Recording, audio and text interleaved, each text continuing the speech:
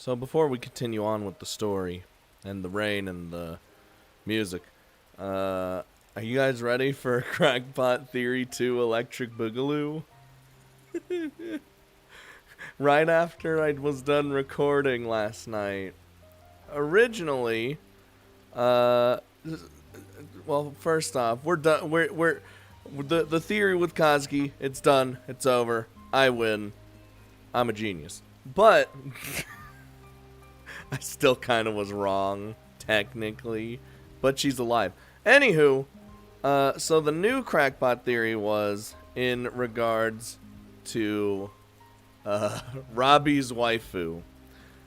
I don't think I trust her, to be perfectly honest. And you guys want to know why I end up being right a lot of the time in this game? Before I even say what my theory is, it's because Grisaia is like a story that I would probably end up writing, with all the twists and turns and the fucking crazy. I mean, I didn't expect the machine Koski, but but you know what I mean. So like I'm fully integrated into the system. Which is why I'm having all these crazy theories. Anyway, so with waifu, at first I was like, she's just like, I really kind of see her as kind of like a one-off character, like, whatever. But then I remembered, it's my own logic, by the way. She has a sprite, which means she's important. And then I started thinking off that, and I'm like, why? Why is she important? For what reason? Why is she involved in some sort of way? Why was she working around Robbie, or with Robbie as you would, and then also worked at this other bar thing? And both cases had to do with either with Yuji in a sense. Well, not in a sense, but, you know, the Yuji was brought up a lot. Now, I'm thinking, I'm just spitballing here, because I'm insane. But I'm thinking she's some sort of spy. I was saying this on stream the other day, but I think she's some sort of spy. But I don't think she's a spy for Oslo, or, you know, or the Ichigai, why the fuck? Or anything. I think she's kind of, I don't know. It might be another power that she's a spy for. Or she might be in this for herself or something like that. I'm just thinking. I'll trust her. She is adorable, though. She does mew a lot. Anyway, can I continue on? I had to get the crackpot theory off of my chest. Because if I don't let it off my chest, every time I see her going forward, I'm just going to be like, I want to say it. Anywho, God, I've really cut into my time. The downpour started early that morning and lasted nearly the entire day. The steady sound of falling rain supposedly resembles what a fetus might hear inside its mother's womb. Ah, soothing. And for that reason, many people find listening to it deeply soothing. I didn't even know that was... But for Suawamane, it was a grating noise that only amplified her anxiety. In the aftermath of the terrible bus accident... No! Please don't! She'd spent days huddled up inside a tent, her teeth chattering as cold rainwater seeped up from below. At times, she'd been afraid she might not wake up if she allowed herself to sleep. Ever since then, the sound had brought her nothing but stress. The atmosphere in the dorm had been gloomy enough already. When her mood began to sink, it felt as if her body was literally growing heavier. Given her position as the mommy to the other students, Hamine knew that she couldn't let herself give in to her feelings of dread. But more and more frequently, she found herself stopping in her tracks and sighing softly. Hamine, no. We need you to be strong. I know the past, dude. I swear to God, if you take me back there, game, I'm going to be really upset. Fortunately, it seemed that the others had begun to calm down somewhat after the initial period of panic. Even Makina, who whipped everyone into a frenzy with her bold words, seemed to have taken Yumiko's words to heart. For now, she was waiting. Sachi and Michiru were also being equally well behaved for their part. This school wasn't exactly full of uniquely talented students, but the administration had gone out of its way to gather troublesome special cases. To be honest, there was no telling what might set them off. Amine could completely understand how anxious Yumiko must be feeling, now that she'd taken on the duty of keeping everyone under control. She's Commander-in-Chief. Wanting to provide whatever support she could, she decided to take care of all of Yumiko's meals, but the girl had locked herself in her room, not even emerging for breakfast in the morning. Around lunchtime, Ame had brought up some food to her, but there was no response to her knock. It seemed like she was sleeping. Dude, I feel like Yumiko's awake round the clock. Undeterred, she'd made some rice balls so that Yumiko could have something to eat whenever she woke up, but they didn't seem to have been touched. While it was probably an overreaction, at this point she couldn't help imagining some particularly awful scenarios involving dramatic acts of suicide. What? Jesus Christ! That's not what... Amine's brain went straight down. I mean, sometimes concern is nothing more than a nuisance for those on the receiving end. Indifference can be a kindness in its own right, but finding the proper balance is often remarkably difficult. Oh, okay, we get to see Yumiko. Take me, Yumiko. By the time the rain finally let up, the sun was setting. With the air full of moisture, the temperature was dropping rapidly, and Tsukaki Yumiko, who hadn't gone outside all day, was voice chatting with Jimmy on the PC in her room. God damn it.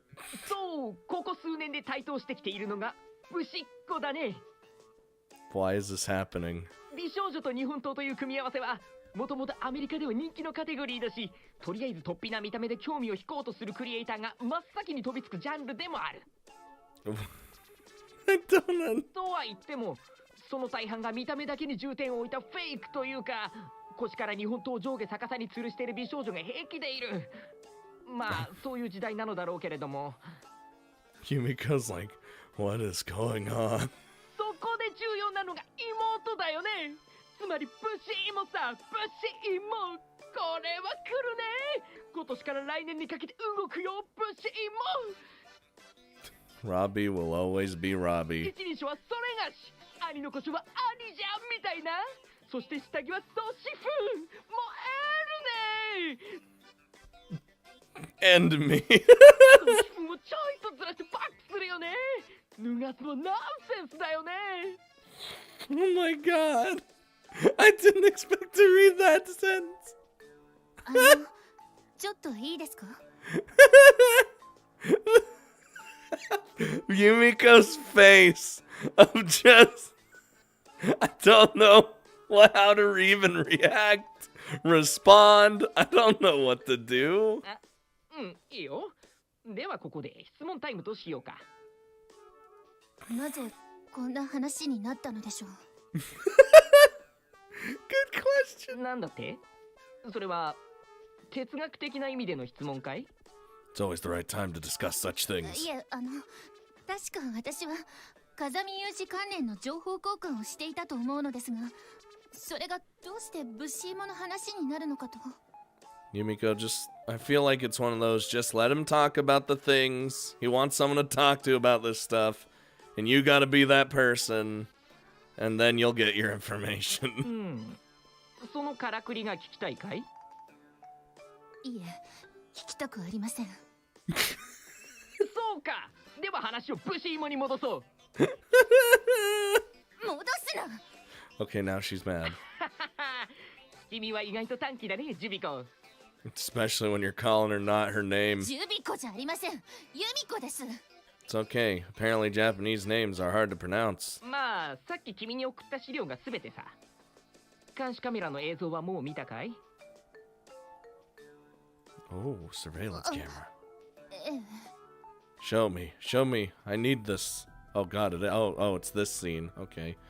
Playing back the video file that Jimmy had transferred over, Yumiko watched as the grainy figure of Kazami Yuji opened fire inside the consulate of the Republic of Kazakhstan, ultimately destroying the surveillance camera これ itself. はどういうことなの？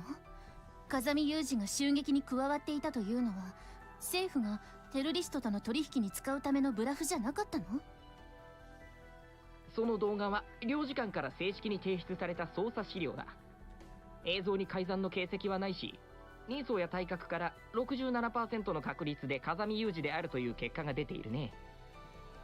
Oh my God, hold on. I just had a fucking Jimmy Neutron brain blast. Brain blast, dude. We've been talking about cloning Yuji. Is this a thing? Is this right now what we're looking at? An actual clone of Yuji? Oh, jeez. And a successful one at that? Oh my God, no. That's the last thing I need. A Yuji that has no restrictions? Now I'm scared. Okay, putting the brain blast away. 微妙な数字。65% を超えた時点で当人とみなされるのが基本だし、事実こういった動画が残っているということは、風見雄二当人か限りなく当人に近い誰かが現場にいたことは間違いないよ。I mean, it is 65%. Like, I mean, that doesn't mean a clone. A clone would mean a literal 100%. So it might not be a clone, but it might be a clone.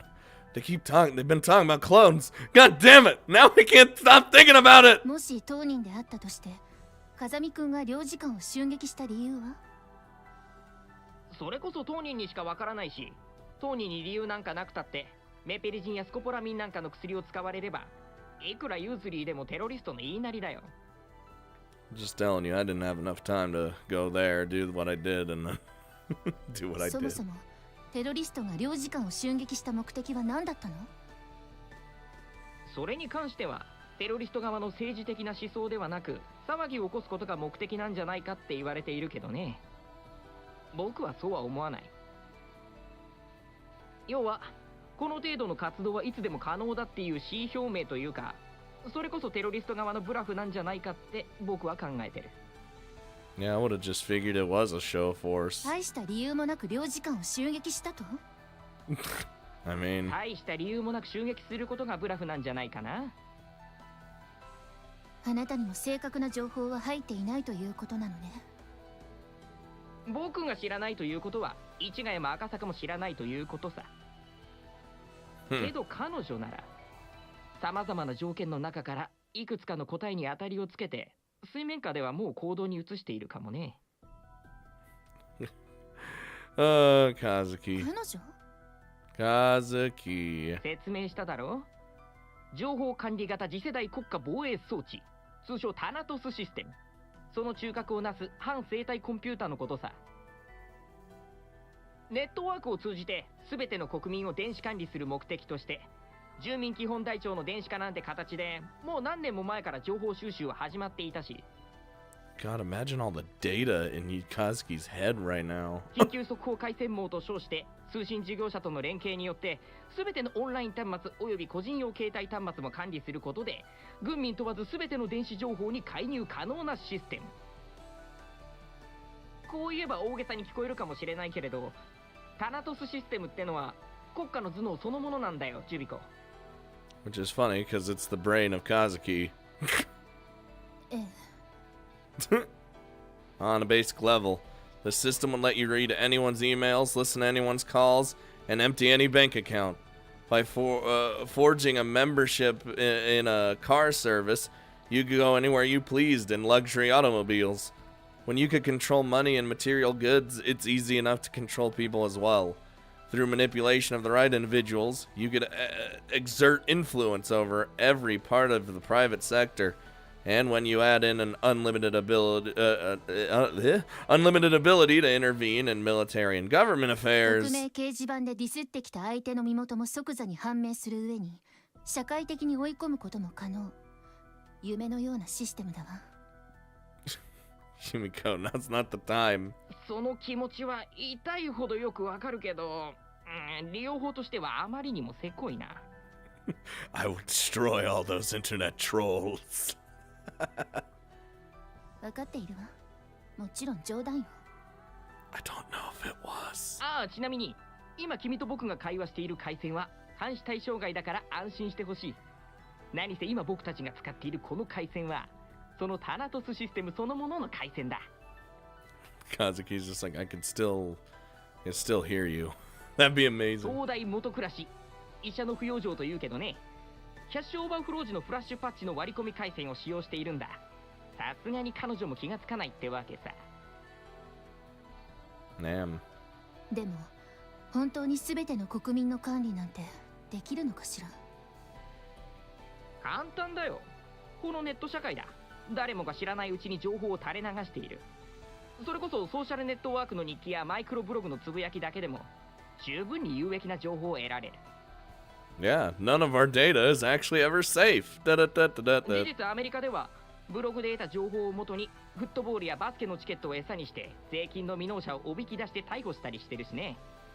Those crafty bastards. ネットに日記やブログを書き込まない人間はどう管理するの？そう。例えば君だね、ジュビコ。OK。実は君の情報はすでに調べてある。ソーシャルネットワークに登録していない君でも書店の会員カードは2枚も持っているよね。Oh. データを見ると君は平均で週に2回は書店に立ち寄っている。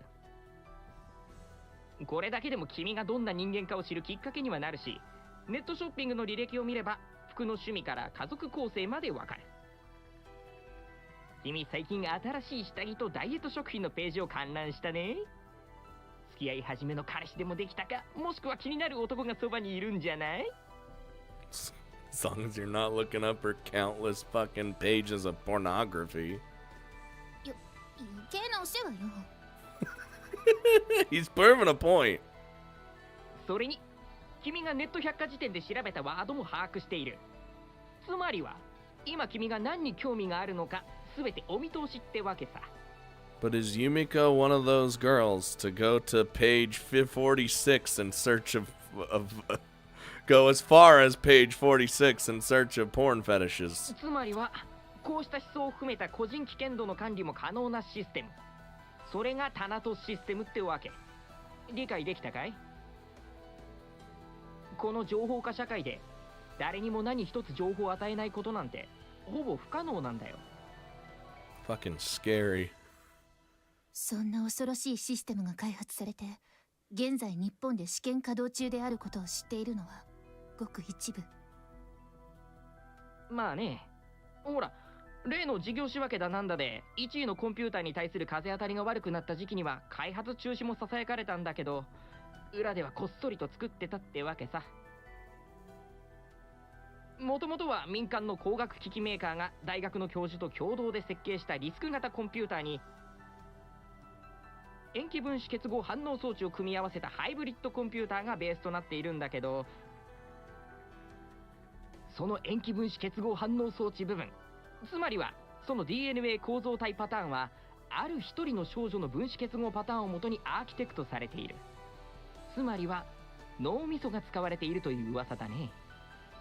How's about the whole brain? How's that go?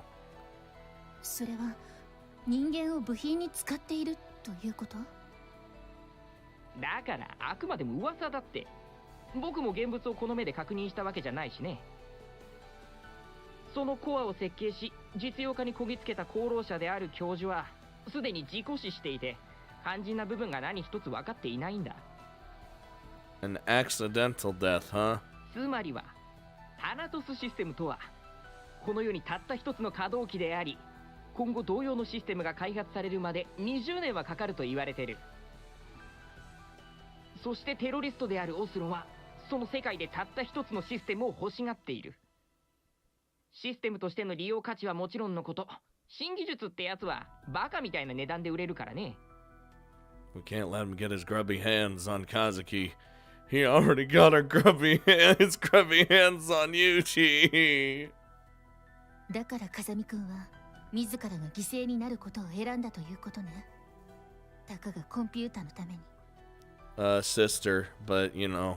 それほど単純な話でもないんだけど、まあ今のところはそう考えておいてもらって問題ない。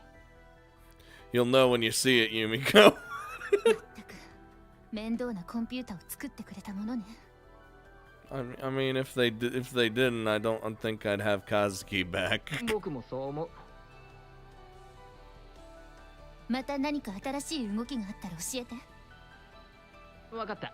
協力しよう。Thanks, Robbie. というか、あなたはどうしてそこまで協力してくれるの？ Friendship? もちろん、あなたの協力はとてもありがたいわ。でも、あなたが私たちに協力する利点が見えてこない。ハイリスクノーリターンのこんな話に協力してくること自体、何かの罠に思えてくるのだけれど。うん。現状において疑り深いのはいいことだけど、それはもう説明したはずだよ。ユーズリーには何度も命を助けられたし、それに彼は僕の友人だからね。See? It's the power of friendship, man. It helps everything. 友人ね。おいおい、僕にだって友人ぐらいいるさ。彼は僕の唯一と言ってもいい親友だよ。My best buddy was Danny. Oh, God. Dude, if you guys didn't see the last afterglow, I'm a big old baby. If you ever want to see a grown man cry, there you go. 友情を信じろと？多分君の考えている友情と僕が戦場で得た友情というのは随分と感覚が違うと思うよ。No. Yeah, that's... 僕の昔話を聞くかい？ Oh, okay. できれば手短に。It all started... Oh, Jesus. Oh! I don't want to be here again. This was back in the second half of our training period, after our deployment into an actual combat zone. We were in the middle of a dense, overgrown jungle. Enemy guerrilla fighters were constantly prowling the area around our encampment. The air was thick with tension. Oh, was this the part with the thing and the Yuji and the bang bang and the killing people? During the blackout hours of the night, I couldn't even open the computer, which was my only real weapon. I guess I was feeling a little irritable because of that. Aggravated by the sight of a few men standing around puffing casually on their cigarettes, I ended up shouting in anger. If I can't open my computer, you can't light your cigarettes. But of course, the men I was yelling at were equally on edge, and one of them turned to me and shouted right back. You big nerd. As the man stomped over with his glowing cigarette still in his mouth, I realized I'd seen his face before. He'd been in the same training group as me in our first term. One of the squad leader's favorites, in fact, who'd constantly found excuses to put me down. I always hated him. Give him a punch in the face, Robbie. Fuck this guy. I'm already aggressive. なんだ？誰かと思えばイモーテル閣下じゃないか。藩のお荷物だったくせに随分と偉そうな口を聞くようになったじゃないか。ええ？ Okay, everyone's just a little on edge, alright? This was someone who knew about the way I used to be. Seeing that smirking, hateful face brought back the memories of all the ways he'd mocked me. But even as I ground my teeth in anger, my knees trembled at the thought of the discipline I'd been forced to endure. Grabbing me by the collar, the man blew a foul cloud of smoke in my face. I was already resigned to another beating. It was a truly miserable feeling. I hadn't really changed one bit since the day I joined the military, had I? But I guess Yuzuri must have been keeping an eye on the situation. Before the man could hit me, he jumped in to intercede. You're damn right! Hey, what the hell are you doing? Get your hands off him! なんだお前は。関係ないなら引っ込んでろ。Do you understand who I am? I'm Kazami Yuji, occupation soldier at this point. That's my squad mate. I'm not gonna let you push him around. ほう、許さんならどうすると言うんだ。I could bash you in the head with his gun. I'll take you on, asshole. Come on! チビのくせに生意気なやつめ。面白い。I like how everyone's cocky going into a fight with Yuji, and it's just... ゆずり Back off. I'll handle this. Damn. Oh, Jesus Christ. With that, Yuzuri disappeared into the darkness with the man, and 5 minutes later, he came back breathing roughly through his nose. Wait. Sorry, Robbie. I couldn't resist knocking him around a little. Let's apologize to Lieutenant J later. それは構わないけど君大丈夫なのかい怪我は I think that man's dead. I mean, I can't kill, so I'm fine. But he's not. To be honest, it was my own fault that the fight started. Why had he intervened for me? When I asked him, Yuzuri's response was very simple. Any man's going to be pissed off when he sees a friend getting harassed. He made it sound like the most obvious thing in the world. Yuji! And when he said that to me, I'm ashamed to admit it, but I couldn't help crying. Same. This time, I wasn't weeping about how pathetic I was. I was moved to tears by the fact that someone viewed me as a comrade, as a friend, worthy of sticking up for. Aww. A little while later, the leader of the man's platoon did storm into our camp, but Lieutenant J chased him off for us.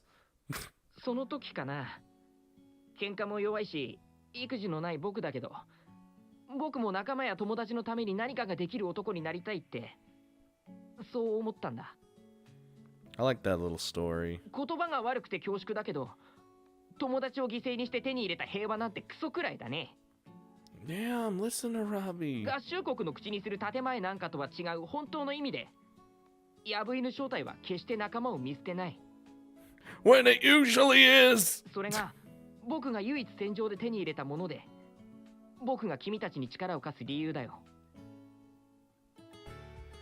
Damn. Oh, and the music right now fits. それでもまだ僕が信用できないというのならそうあれは僕が初めて召喚に行った時の話だ Just, no, I think we're good, Yumiko. いえ、もう結構です。よくわかりました。Yeah, let's not do that. そうかいまあ、とにかくだ僕にできることがあれば助力は惜しまない何かあればいつでも連絡してくれていいこちらも新しい情報があれば連絡するええ、ありがとう。当てにさせてもらうわ。では、またいずれ。Bringing her conversation with Jimmy to a conclusion, Yumiko left the chat room, then reached for her now warm bottle of black tea and took a swig. さて、どうしたものかしらね。What are you thinking, Yumiko? You're the brains of the operation. There had been perhaps 30 minutes of genuinely useful discussion in that 2-hour conversation. Just thinking about it filled her with wariness. And while she'd known the situation was extreme, all the new details were dizzyingly absurd. If there was a way to do it, she wanted to help Kazami Yuji. However, that clearly wasn't a question of simply covering his trial expenses or anything of the sort. Solving this with money would probably require the national budget of a small country. 政治的思想や宗教的背景であってもお金で動かないものはない最悪の場合風見くんをテロリストから買い取ってしまえばいいという考えは少し甘かったわね榊さん起きてる She's doing good, Amine. It's fine. あ、ええお昼にみんなで作った太巻き寿司を持ってきたんだけど食べない Damn, thick sushi rolls? どうぞ鍵は開いてるから入って Bring that right on in. お邪魔します Come to think of it, she'd been sitting in front of her PC for hours now, not bothering to eat. That moment you realize you need to eat after doing things for hours, and then your stomach just now feels empty. As she studied the piles of sushi rolls Amine was carrying, Yumiko realized that she was actually rather famished. Yup, it happens every time. お腹空いてる Shove those in her mouth. She needs it. ええありがとう。それにしてもまた随分とたくさん作ったのね。 Well, as far as we're aware, you hadn't eaten, so. うじうじ悩んでるより手を動かしてる方がいいかと思ってみんなで作ったからね。 Oh. この断面がパンダの模様になってるのがマキナが作ったやつで、その隣のお花の模様のやつがさっちゃん。 Oh, look at mommy. このテレビだったらモザイク処理が必要な模様のやつは。ああ、それはミチルが作ったやつ。 Cheer, why? これは何？本人は猫だって言い張ってるけど。あ、ほら、こうして逆さまから見れば猫に見えないことも。あれ、見えないの？なんで？ Cause she sucks. 私に聞かれても困るわよ。不器用ってわけでもないけど、こういう絵心が関係するようなものってなんでか苦手なのよね、あの子。 I just find it nice that mommy kept everyone in control, even though she's feeling not that great herself. これ食べても平気なものなのかしら。あ、平気平気。見た目はかなりあれだけど、味は普通に美味しいから食べてあげて。 I imagine it's all made of the stuff that Amine prepared. They just, but いただきます。 eat the cat penis ones. I mean the penis ones. I mean, I don't know. I don't know what it is. ユージのことで何か新しいこと分かった？そうね。後で説明はするけれど、知れば知るほど状況は難しくなっていくわ。他の子たちの様子はどうなの？それは私から見てって意味？ Oh Lord. ええ、そう。あなたから見てどう？そうだな。一番心配だったマキナはこれが意外と冷静かな。さっちゃんがずっとマキナに張り付いてるから、それが突発的な行動の抑止になってる感じ。 I mean, Machina's definitely grown a lot, since the start. また逆にそんな危なっかしいマキナを見ているからこそ、さっちゃんもできるだけ冷静な行動を心がけているように見えるかな。 Gotta keep your mind on something, right? That's why Amine got everyone to help. さっちゃんもさっちゃんで行動が極端な子だし、一度火がつけば止められないから危なっかしいんだけどね。 Let's not talk about fire and Sachi in the same sentence. それでも今のところはおかしな行動は見られないし、というか単純に時を待っているというのが正確かな。その時が来たと同時に爆発できるように、今はただ静かに体中のバネを縮めている状態って感じ。 That's what everyone needs to be doing too. 松島さんは？ Oh Lord. まあ、あの子はね、何にでも反発してみるところから始める子だから。集団検証における反証枠とでも言うか、全員が是とするときに一人で火を口にするのがミチルじゃない？実際ミチルは一人で無関心を装ってるけど、実際はかなり悩んでるんじゃないかな。自分が何をするべきか、自分に何ができるのか、そんな風に悩んでいるうちはいいんだよ。もう一人のミチルにああだこうだと意見を翻弄されているうちは、きっとミチルは動けない。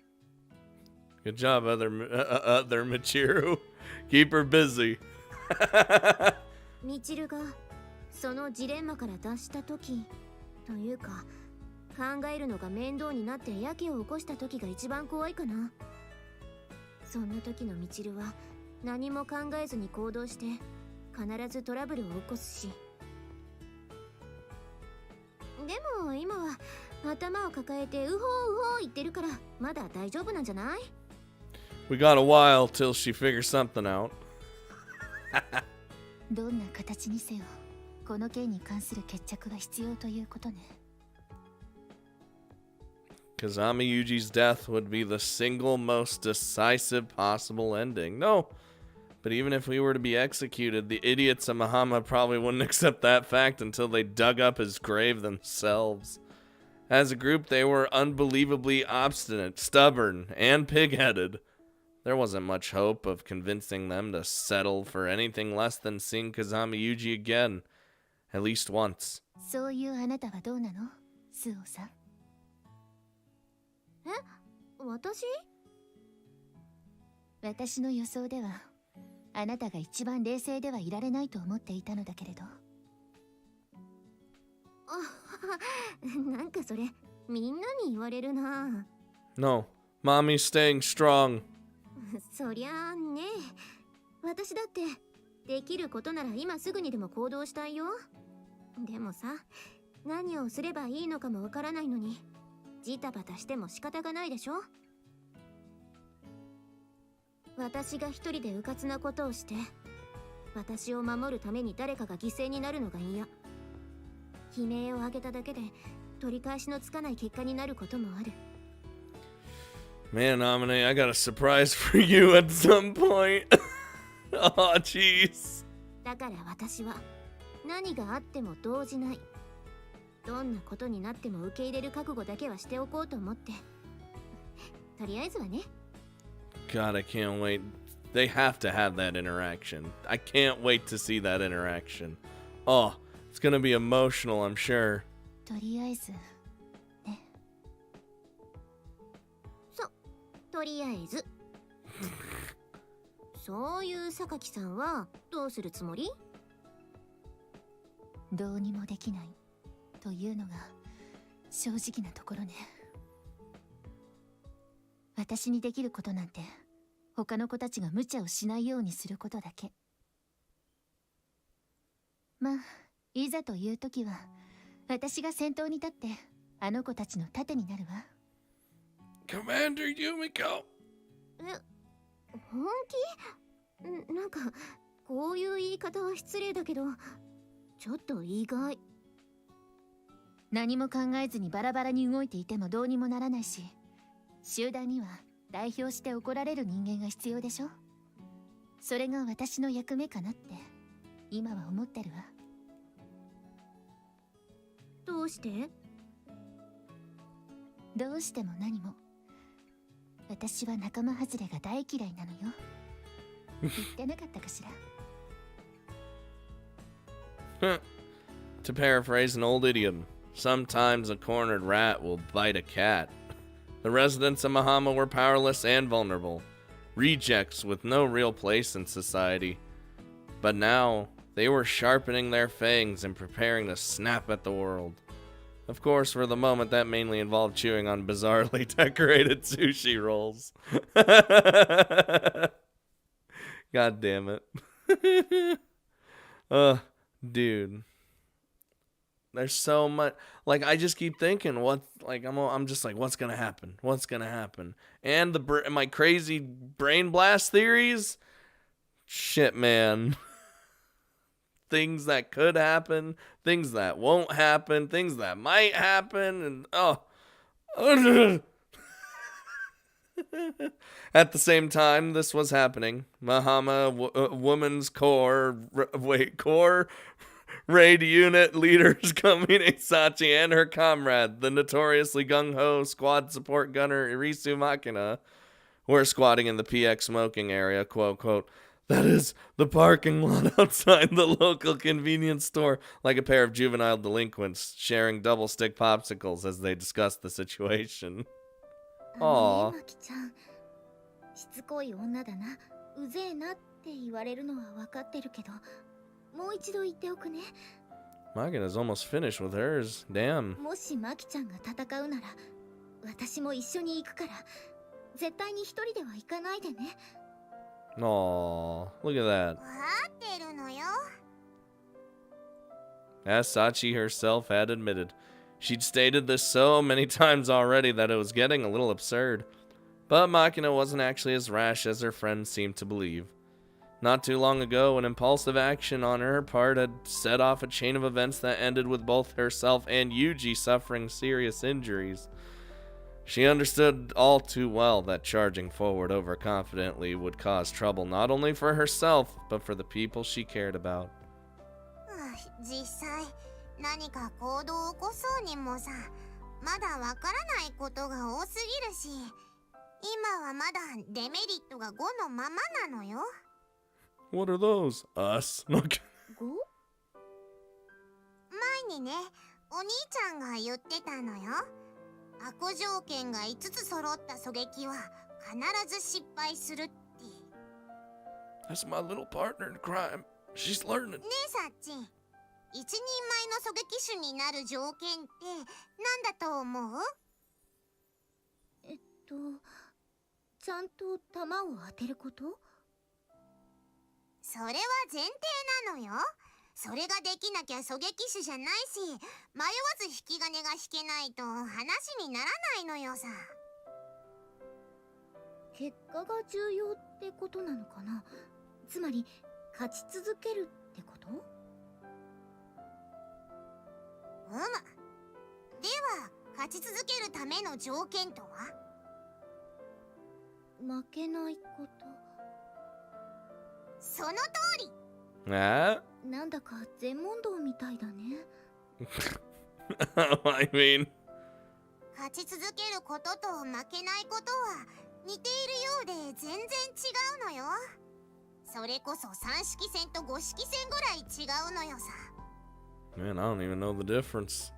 真剣勝負における結果といえば勝利と敗北の2パターン。要は倒すか倒されるかでしょ。けどそれは現場を知らない制服組、つまりは命令を出す側の考え方なのよ。現場を知っている人間なら勝敗には4パターンあることを知っている。知らないやつは生き残っていない。4パターン。1、完全勝利。2、完全敗北。3、引き分け。4、不戦敗。この4つな。Yeah, that's all the bases. まずね、絶対に勝ちたいなら欲張っちゃいけない。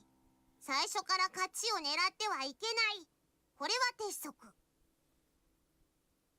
もちろん負けてもいけないのよ。完全敗北は死を意味するし、死んじゃったらもうスコア挽回の機会はない。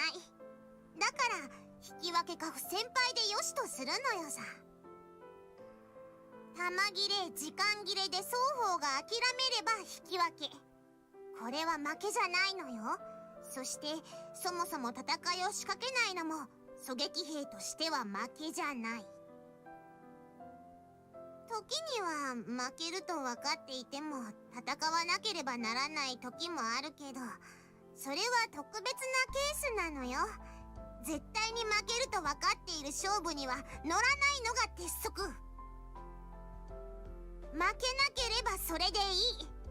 戦績を焦る必要はないのよさ。生き残れば必ず勝利の機会はある。そんな考えのもと、しぶとく生き残ったやつこそがエースになるのよ。なるほど。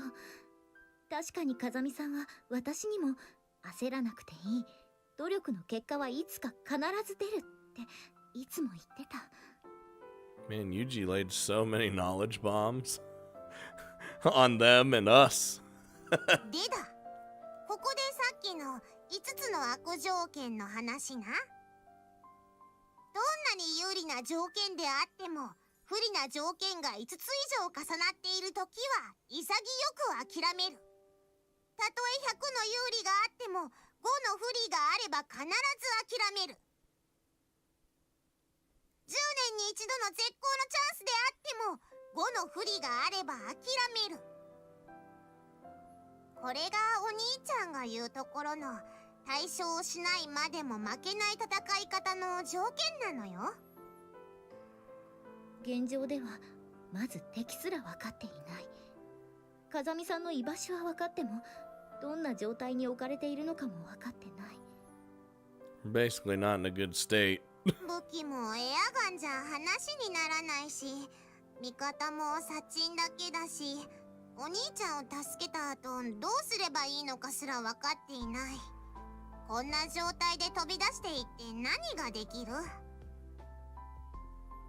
もし今回のケースが負けると分かっていても戦わなければいけないケースであったとしても、まずは戦う相手ぐらいは分かってからじゃないとどうしようもないのよさ。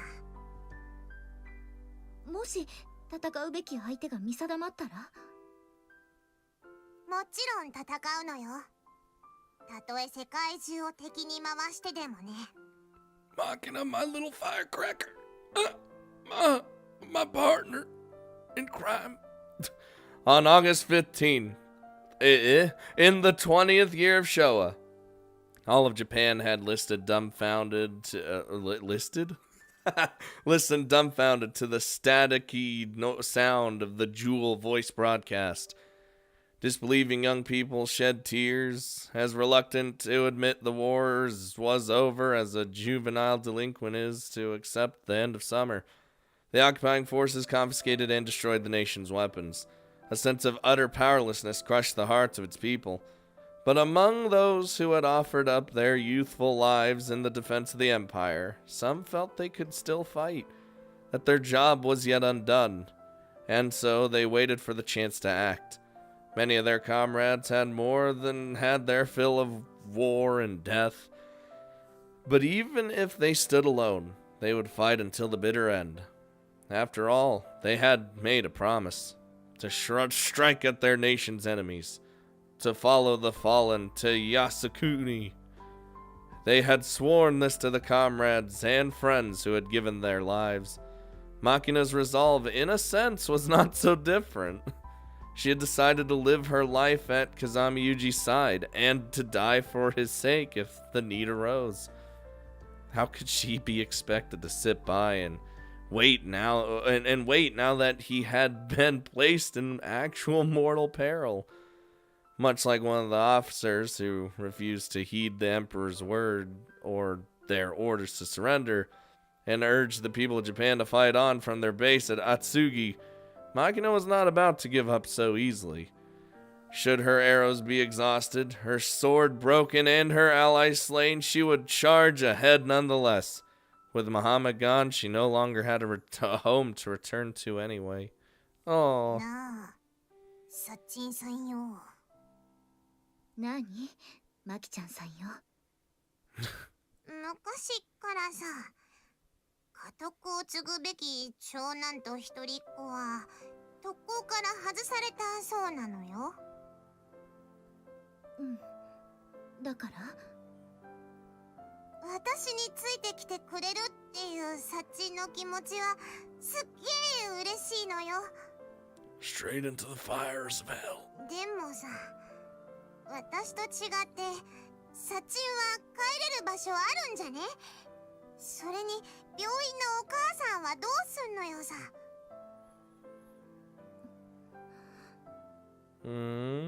大丈夫。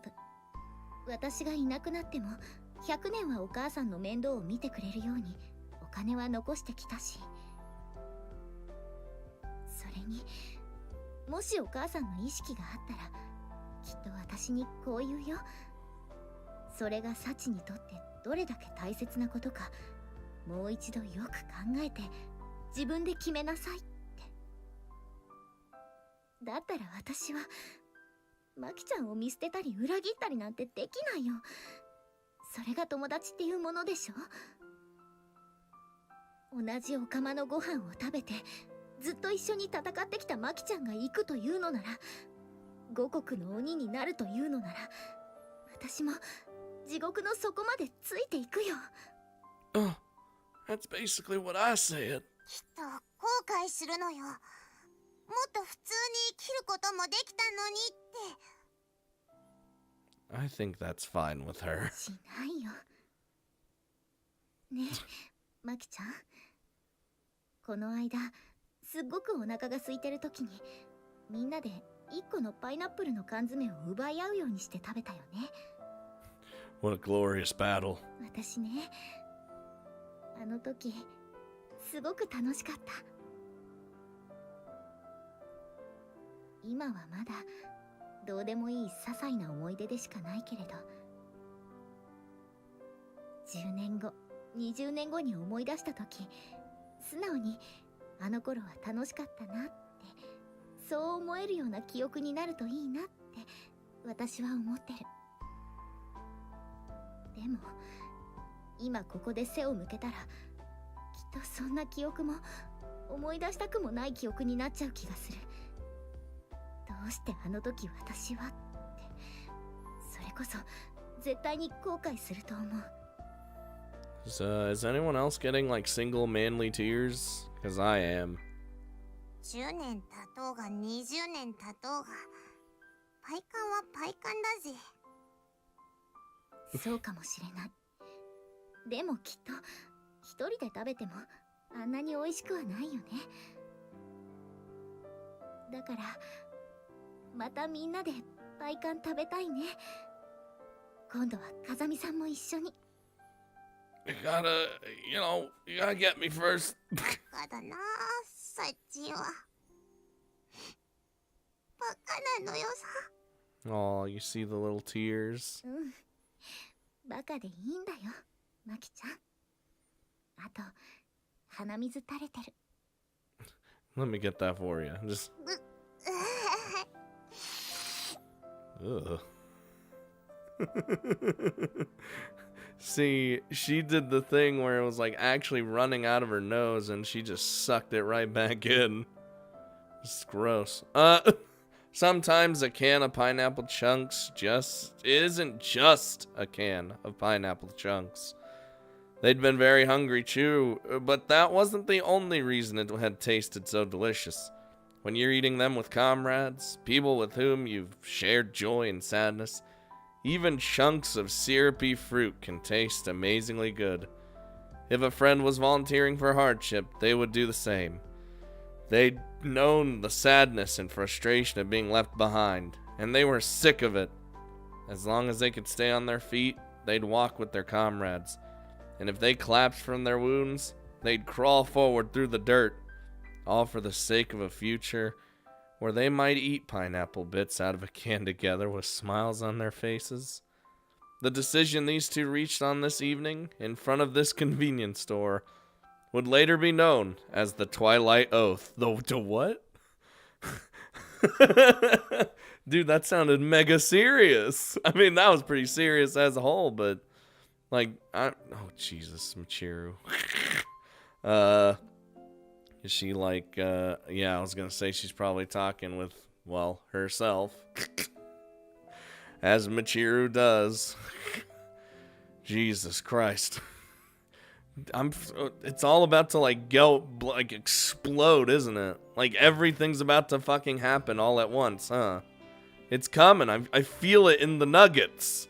You know the nuggets don't lie. They do sometimes. I'm not gonna, the nuggets lie, but oh, it just feels there's like a pot that's being filled and it's gonna boil over at some point. It's coming, and it's coming soon.